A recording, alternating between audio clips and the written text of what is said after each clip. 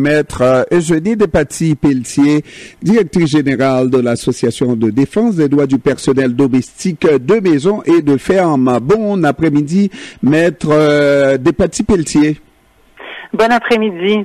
Et en passant, je suis docteur en droit, mais je ne suis pas maître.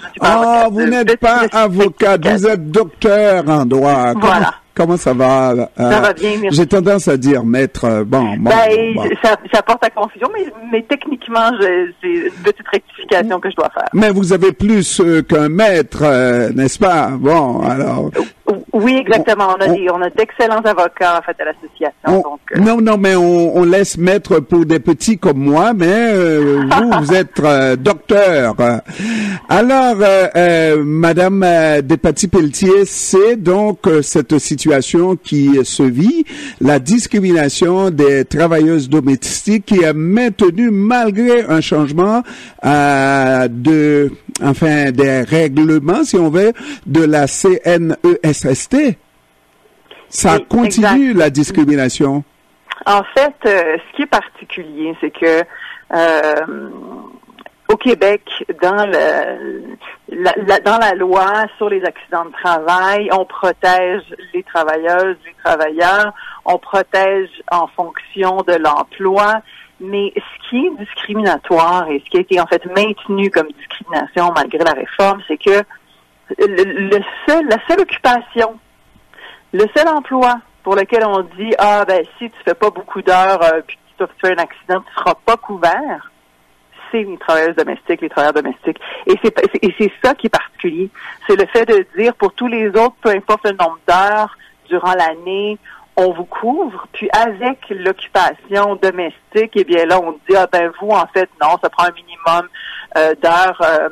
En fait, c'est le minimum du 420 heures sur un an ou 7 semaines consécutives d'au moins 30 heures de travail. Donc, on ajoute des conditions uniquement pour les travailleurs qui travaillent dans les maisons, qui travaillent sur le lieu de résidence de leur employeur.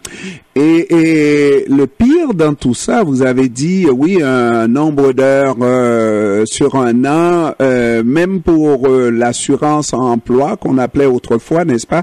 Ça prenait ça prend encore ça un certain, on appelle ça de temps assurable, quelque chose, ou de gain assurable, quelque chose dans le genre. Et donc, on comprenait ce langage-là, mais maintenant, on pouvait travailler, et les gens qui, pour avoir donc ce droit-là à l'assurance emploi, doivent faire un certain nombre d'heures, mais peuvent faire ces heures-là coupées à droite et à gauche pour plusieurs employeurs.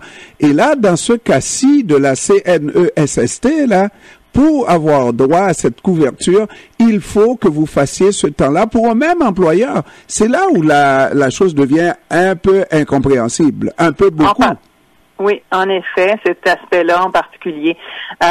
Mais reste que ça fait littéralement depuis 1635 que les travailleuses et travailleurs domestiques sont un peu toujours exclus de la protection des lois du travail. Même par exemple, pour donner un autre exemple, quand je dis domestique, ça inclut ceux qui travaillent aussi pour les employeurs dans le monde rural, dans les régions. Dans les champs, oui. Alors, ça inclut la main-d'œuvre agricole au niveau domestique, dans le sens qu'ils travaillent sur le terrain privé, la résidence privée de quelqu'un d'autre.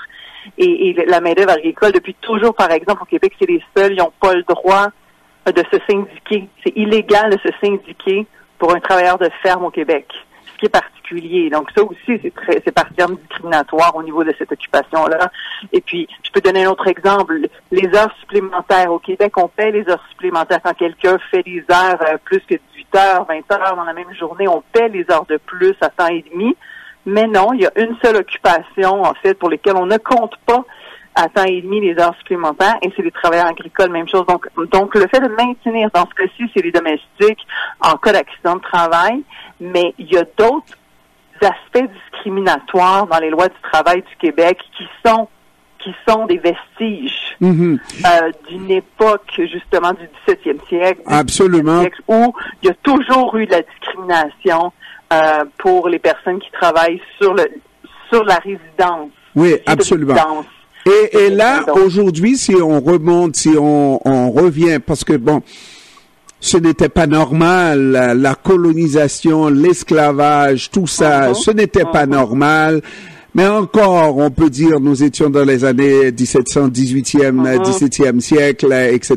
Là, nous sommes dans les années 2000. Exact. Et le Québec se targue d'être un pays, je dirais, un pays, une province normale, régulière, n'est-ce pas?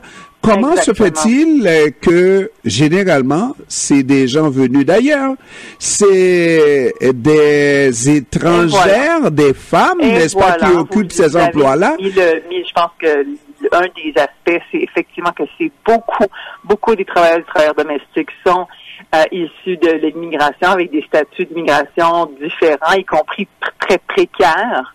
Et donc, ça fait en sorte que pour se mobiliser au niveau sectoriel, pour faire valoir les droits de ces travailleurs-là, c'est très complexe, très compliqué.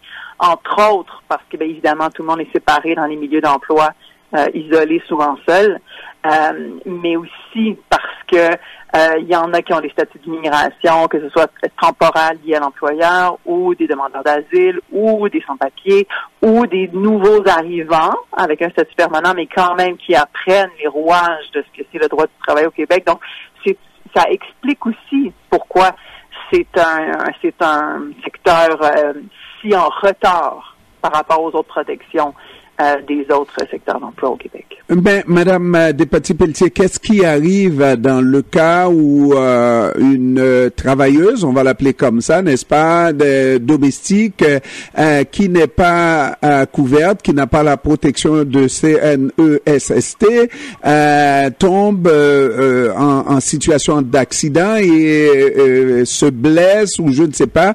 Est-ce que cette personne travailleuse est couverte à tout le moins par la RAMQ? Ben non, exactement. Non, ben encore là, ça dépend de son statut d'immigration. Mais si elle est couverte par la RAMQ, ça ne veut pas dire que la RAMQ, par exemple, va couvrir des compensations en salaire manquées en cas de séquelles graves.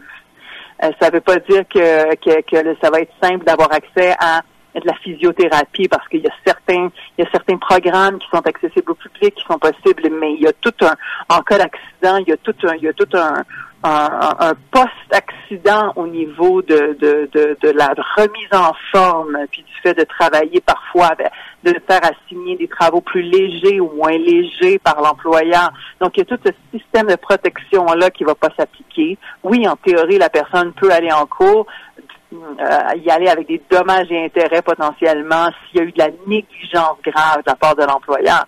Mais reste que c'est pas un cadre légal, c'est pas un système de protection pour ces travailleurs-là qui, pour plein de raisons en fait, sont quand même à risque de plusieurs accidents, que ce soit parce que souvent elles font du 24 heures sur 24, et ça veut dire parfois travailler en étant fatigué, malheureusement, et il y a aussi au niveau de l'utilisation de produits chimiques, le nettoyage, il y a plusieurs risques particuliers propres à la profession.